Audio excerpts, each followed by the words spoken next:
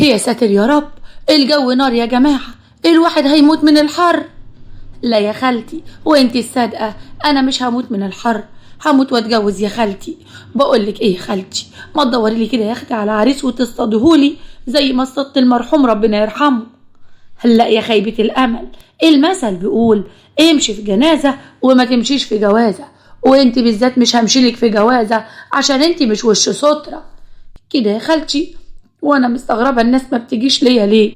ما هو لما انتي خالتي وانت اللي مربياني بتقول عليا كده، امال الناس الغريبة هتقول ايه؟ الله يسامحك يا خالتي، مبسوطة دايما كده كسرة بنفسي. هقومي يا اختي بدل كسرة النفس اللي كل يوم دي. قومي يا حبيبتي شوفي مين على الباب، قلبي مش مطمن وبقول ان في مصيبة جاية في السكة. طب بقولك ايه يا خالتي، ممكن بعد ما افتح لك الباب في واحد اسمراني وعيون كحيلة ببيع تنشوكي على اول الشارع، ما تديني فلوس خليني اروح اشتري منه، مش يمكن اعرف اشقطه. قومي يا بنت افتحي الباب بدل ما اشقطك انا بالشبشب. قومي يا مقصوفة الرقبة. ايوه يا خالتي، مش قلتلك على طول كده كسرة بنفسي؟ فتحت سعيدة الباب وكانت بنت حوالي كده 28 سنة.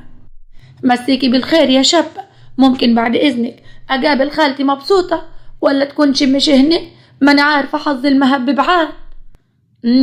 صعيدية وشابة وحاجة، اتفضلي يا أختي، باين لها كده هتبقى حلقة مولعة نار. دخلت الست وهي بتقول أنا اسمي نرجس، بعد إذنك قولي لها نرجس عايزاكي. ماشي يا ست نرجس، هي خالتي مبسوطة، هي خالتي مبسوطة، في واحدة نرجس إنما إيه حلوة قوي عايزاكي. أهلا يا ست نرجس، اتفضلي يا حبيبتي، اقعدي كده وخدي نفسك وقولي عايزة إيه. الحقيني يا خالتي مبسوطة، حماتي واختي جوزي طلعوا عيني، هو كان بيسافر وأنا كنت قاعدة مع أخته متجوزة، بس من أول ما جوزها بيطلع من الدار بتيجي تبلط لينا، ولما تاجي مروحة آخر النهار تاخد الوكل والعيش، وأنا كنت ساكتة، بس هي دي بقى اللي خلته يطلقني ويتجوز صاحبتها. بس أنا ما سكتش ورجعت حقي من عينيهم تالت ومتلت ومربع كمان، بس كنت عايزة اخد رأيك في الحوار، اصلاني حجانية وما احبش اجي على حد واصل. طب يا حبيبتي خدي نفسك الاول واشربي معايا فنجان قهوة واحكي الحكاية من البداية، انتي بتكروتي ليه كده الناس تزعل. حاضر يا خالتي، انا هحكي لك حكايتي وقصتي وروايتي. في دارنا اللي هي دار حماتي كانت قاعدة وبتقول ايوه يا جمال يا ابني، مرتك راجعة من الشارع شايلة اكياس سودا وطلعت بيها على شقتها ومعاها كيستين، في واحدة تالتة حطها تحت باطها، وأنا يا ابني ايش عرفني فيها ايه؟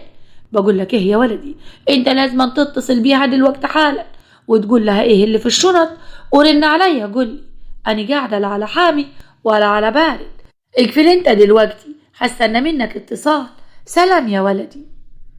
تعالي يا بنتي يا حسنى، مرات اخوكي طالعه شقتها وجايبه اكياس، وانا كلمت اخوكي في التليفون وقلت له شفتيش يا بت الاكياس دي فيها ايه؟ دستهم يما، قال يعني مقطعين روحنا عشان نعرف ايه اللي جايباه في الاكياس السودا، طبعا ما هي بتجيب من فلوس اخويا. يا لهوي يا لهوي، ايه الحاجة يما، دي نازله من على السلم تاني، طلعت الاكياس شقتها وهتنزل، استني يما استني. هي نرجس، يا نرجس يا مرات اخويا، رايحة فين يا حبيبتي؟ مش تقولي مسيكوا بالخير؟ رايحة عند امي افرط خلايجي معاها شوي. فرطي يا اختي، ما تفرطيش ليه؟ قولي لي يا بنتي يا نرجس، هو انت كنت جايبة ايه في الاكياس السودا اللي كنت حطاها تحت باطك؟ جايبة حاجات ليا، وريحي نفسك يا حسنى، دي حاجات خاصة من مال جوزي، فت العافية بكم مبلية. والله طب روحي يا مرت اخوي، ما تروحيش ليه؟ ما هو على رأي المثل اللي غيب سبعها تلف على الجيران بكعبها. ليه يا اختي قالوا لك رايحة كباريه؟ بنقول لك رايحة عند امي، انا عاملة كأني قاعدة في الشارع، اللي رايح عارف سرها واللي داخل عارف سرها، داهية تلمها اللي تتجوز في بيت عيلة. يوه ما تلمي روحك يا نرجس، ليه منقصينك ولا منقصينك؟ ما انت قاعدة واكلة شاربة نايمة لابسة. ليه هو انتوا يا اختي كنتوا جيتوا خدتوني من بيت ابويا، كنت جالعة لكم ملط. لا، ده انا كنت ابوس يدي وش وضهر، وكنت يا اختي اشم ظهر يدي اشبع، محسسين انني لازم ابوس يدي واحمد ربنا كمان ان انتوا لبستوني ووكلتوني وشربتوني. كل ما خليج ربنا بتاكل وتشرب، دي البهايم اللي في الزريبة بتاكل وتشرب. وسع يا اختي، حكيماني هيطلع مني كلام مش هيلد عليكي يا حسنى. وسبتها ومشيت يا خالة. اول ما مشيت حسنى دخلت جوه وقالت لامها: شفتي يما، شفتي مرات ولدك بتعمل ايه؟ استني يا بت، هلا فين التلفون ده؟ ايوه يا ولدي، مرتك كانت برا وشرشحتنا اني واختك، ما خلت لناش قيمة وسط الخلايق يا ولدي. والله يا ولدي كيف ما بقول لك كده، هزقتنا وقالت ايه احنا حشريين وشاكين فيها. ايه الكلام ده يا ولدي؟ من ميتة بنسيبوا الحريمة تروح السوق؟ احنا الكلام ده ما ينفعش حدانا، احنا ناس متربية. ماشي يا ولدي، تبقى تلمها احسن حبلها يفك، وبعد كده محدش يعرف يربط وواصل. ماشي يا قلب امك، مش هنعطلوك عشان وراك شغل، وانت عارف اني ما احبش اجيب سيرة الناس. وفي المغرب كنت راجعة من عند امي ولقيت حسنى بتقول: خدي هنا يا بنتي يا نرجس، تعالي طلع على شقتك، لا كلام ولا سلام. واكلمكم ليه؟ احنا مش لساتنا شاتمين بعض بالام قبل ما اطلع؟ يوه يا نرجس، انتي برضك بتزعلي منينا وبتاخدي علينا. طب ده احنا ما نقصدش.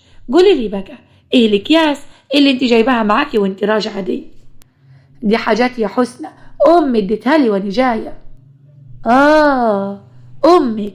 بقى انتي كل ما تروحي عند امك ترجعي شايله ومحمله؟ الا تكوني يا بت بتدسي فلوس اخويا في شنطتك وانت رايحه لامك وتشتري بيها وانت راجعه. قال يعني ايه امك بتديكي حاجات؟ اصل يعني امك مفلسه ولا يكونش معاها جابت لك الحاجات دي كلاتها واحنا ما ندراش؟ لا يا حسنى، كلكم وتجيبي سيرة امكم تاني، تقفي عوج وتتكلمي عدل. بقى اني يا مجيحين يا مصديين يا عدمانين يا اللي ما حلتكمش الهضا، اني ادس فلوس اخوكي عشان اديها لامي؟ هو كان اخوكي اساسا بيسيب لي فلوس؟ انا يا اختي بروح عند امي فاضيه برجع محمله، داني الحاجه اللي بتنقص عليا امي بتملها لي. ايوه خدينا يا بنتي بالصوت قبل ما يغلبوكي.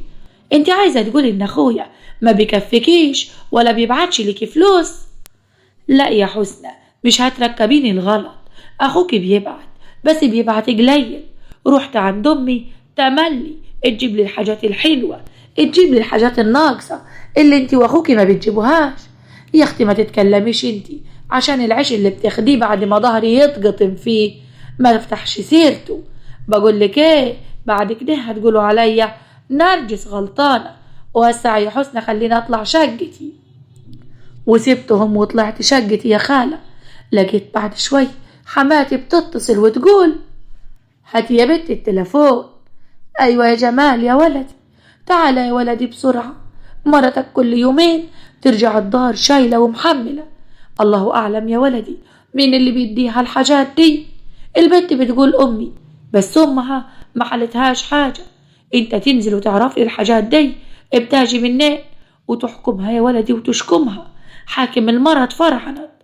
بقول لك ايه يا حبيبي، انا مستنياك الليله الاقيك قدامي. يلا يا نظر امك، ما انت عارف امك ملهاش في الربط ولا كلام النسوان، ولا تحب تجيب سيره حد واصل. يلا سلام.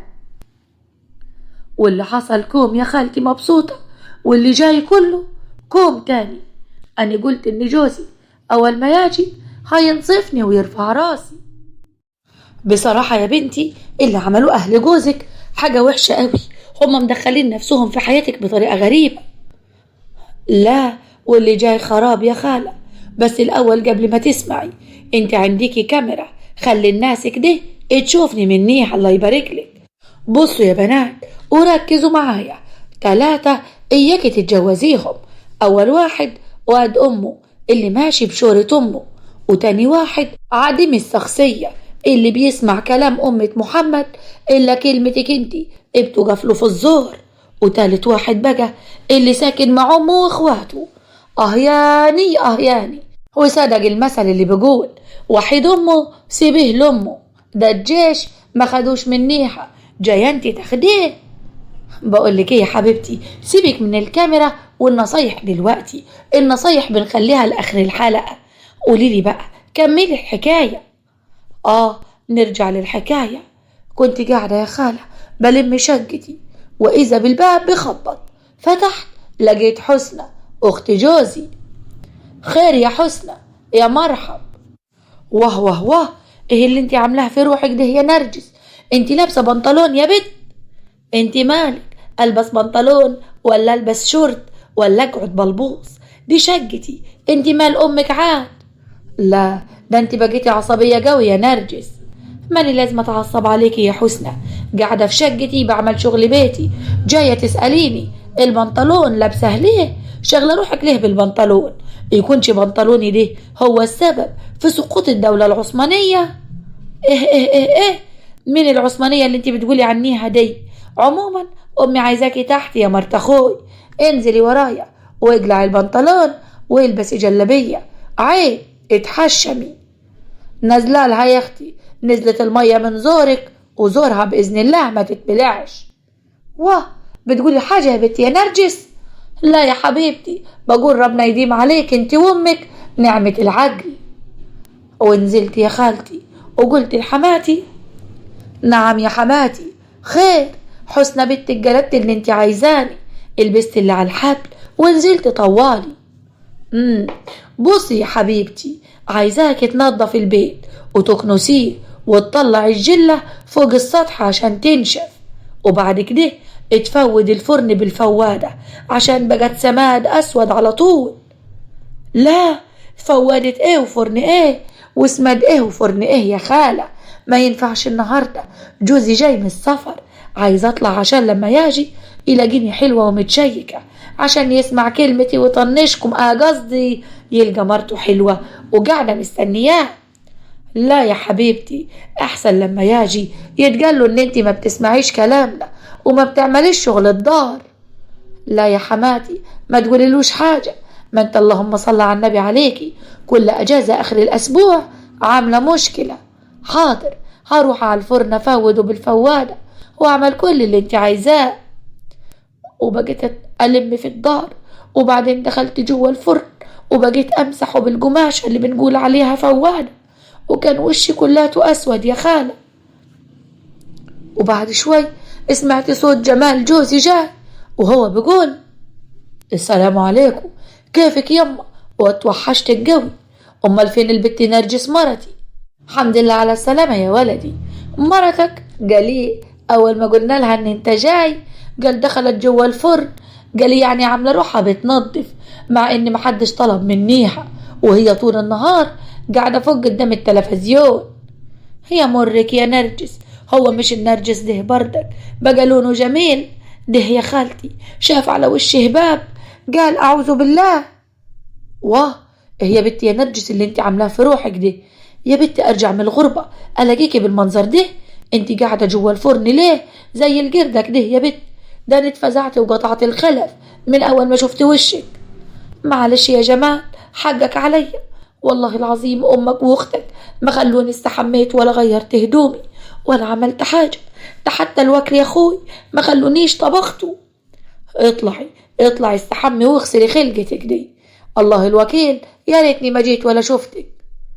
تعال يا جمال يا ولدي، تعال يا حبيب امك، احنا عاملين لك وكل، اختك الشاطرة طبخت لك يا حبيبي كل اللي انت عايزه، هو الراجل له مين غير امه واخته؟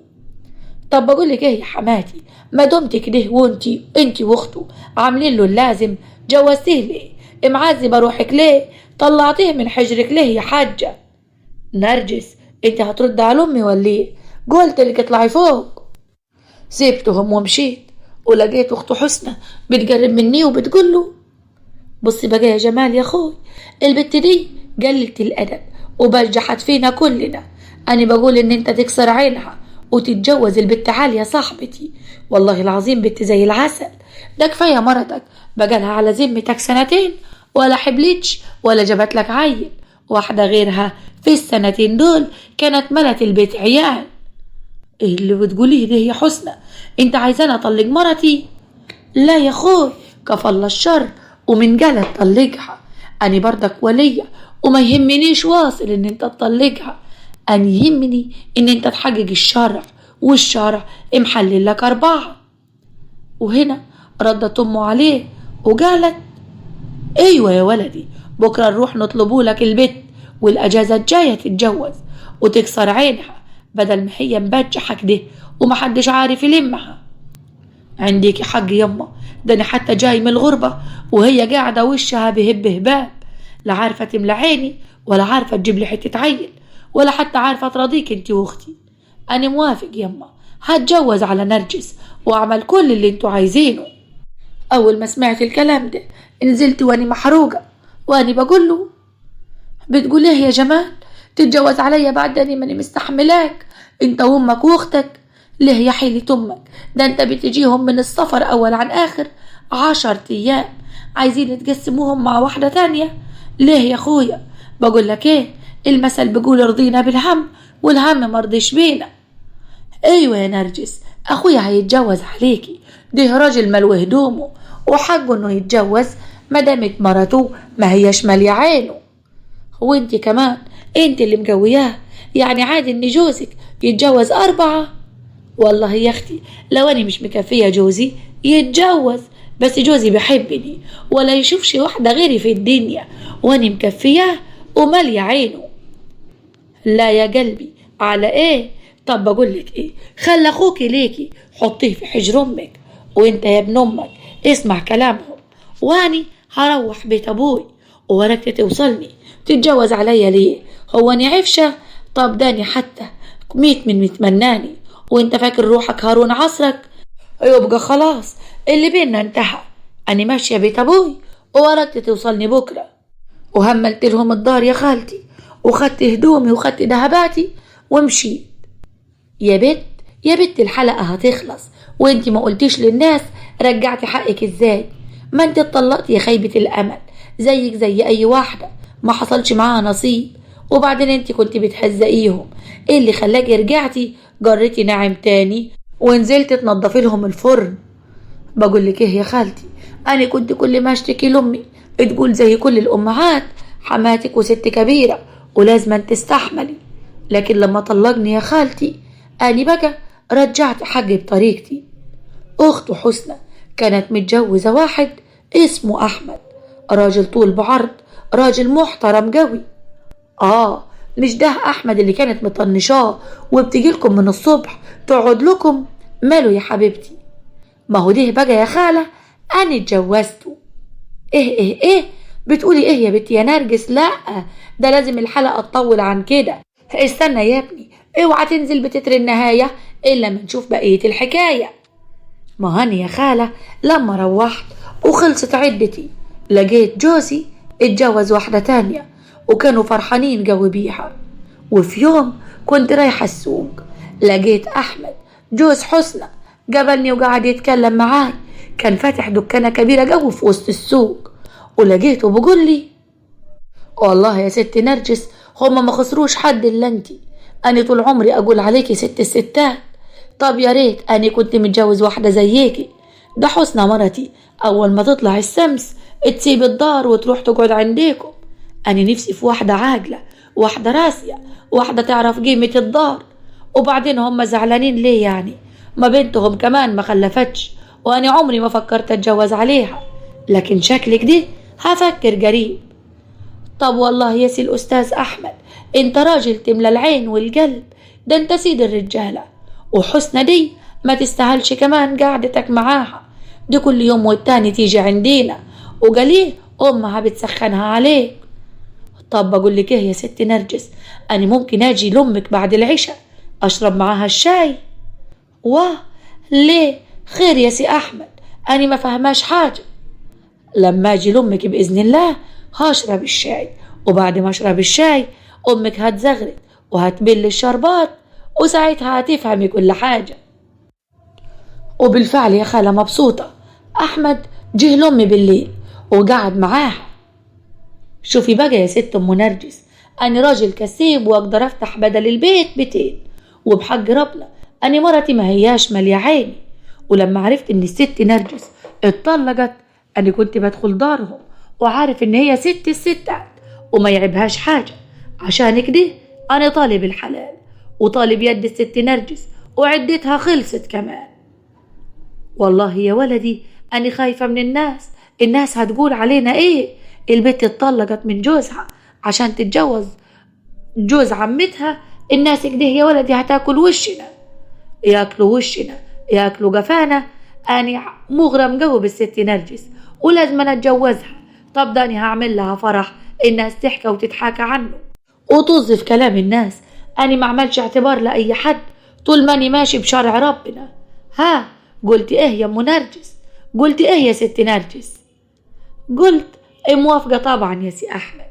بعد إذنك يما أنا مش هلاقي زي سي الأستاذ أحمد واصل، ده راجل ملوه هدومه وما عنديش مانع أدخل على ضرة. وبعدين حسنى بذات نفسها وبعظمة لسانها اللي هياكلها الدود قالت إن الراجل مدام مقتدر والشرع محلل له 4 يبقى ليه ما يتجوزش، وهو جوزها بعظمة لسانه بقول إنها مش مالية عينه وعايز يتجوزني يبقى أني موافقة. يا لهوة عليك يا قادرة، واتجوزتي يا بنت جوز الست؟ طبعا يا خالة، أمال كنت عايزاني أقعد حاطة إيدي على خدي واستنى واحد معها 10 عيال ولا واحد قد أبوي؟ اتجوزت سي أحمد ومعيشني عيشة ما تعيشهاش الملكة. أما حسنى بقى فضلت تهري وتنكت في روحها وجاليه من خيبتها راحت رفعت عليه قضية وخلعته. يعناني جوزي مخلوع ومتدبس فيا العمر كلاته. والله يا ست نرجس رغم يعني اللي انت عملتيه انا ما حبزهوش، بس انت اتجوزتي بحلال ربنا. كان لازم يا خالة ارجع كرامتي. حسنى دي هي اللي خربت داري، هي اللي سخنت جوزي عليا. اهو دلوقتي اخوها اتجوز واحدة تانية وطول الوقت يشوفني رايحة جاية قدامه في البلد مبسوطة وسعيدة مع جوزي. الحمد لله أني خدت حقي ورجعت كرامتي. وبيني وبينك يا خالة أنا كان قلبي محروق قوي من ناحية جمال وأمه وأخته، كان بيسمع كلامهم وكلمة ينين لأ عمره ما نصفني ولا وقف في صفي. طول عمر حسنى مستكترة جوزي عليا كأنني وهي ضراير مش أكون أني مرة أخوها. طول عمرها تشوفني لابسة حاجة تسخن جوزي وتسخن أمها، وأمها عمرها ما كانت الست العاقلة اللي دايما تحكم بالعدل، لا دي دايما كانت في صفها وعلى طول شايفة أنني ماليش حق لا أكل ولا أشرب ولا أعيش حتى، إنما بنتها ليها الحق في كل حاجة. ها يا خالة مبسوطة أنا غلطت. بصي بقى يا حبيبتي، هو أنت غلطتي إن أنت لفتي على واحد متجوز، لأن أنا أصلا ما بشجعش الحتة دي وبقول إن الست اللي بتتجوز واحد متجوز دايما بتدخل في مشاكل وصراعات وبتحرق قلب واحدة تانية وتخرب بيتها. لكن اللي حصل حصل وانت اتجوزتي يبقى لازم تحفظي اسم الراجل اللي انت متجوزاه، لا تفكري في جمال ولا في أمه ولا في أخته ولا تعيشي في صراعات. الدنيا مش مستاهلة. ربنا نصفك وجوزك واحد بيحبك وبيحترمك وأحسن من جمال وأمه وأخته، يبقى تحافظي عليه وتمسكي فيه بإيديكي واسنانك، وإياكي تغدري بيه ولا تتنططي عليه ولا تعملي زي ما كانت حسنى بتعمل وتهملي جوزك. أحسن تيجي واحدة أشطر منكم انتوا الاتنين تلهفوا منك. وعموما بقى أنا هسيب الحكاية لحبايبنا اللي قاعدين بيتفرجوا، هما اللي هيحكموا عليكي يشوفوا انت شاطرة وخدت حقك ولا لأ. افتحي يا ابني التعليقات للحبايب كل واحد يقول رأيه وانزل بتتر النهاية.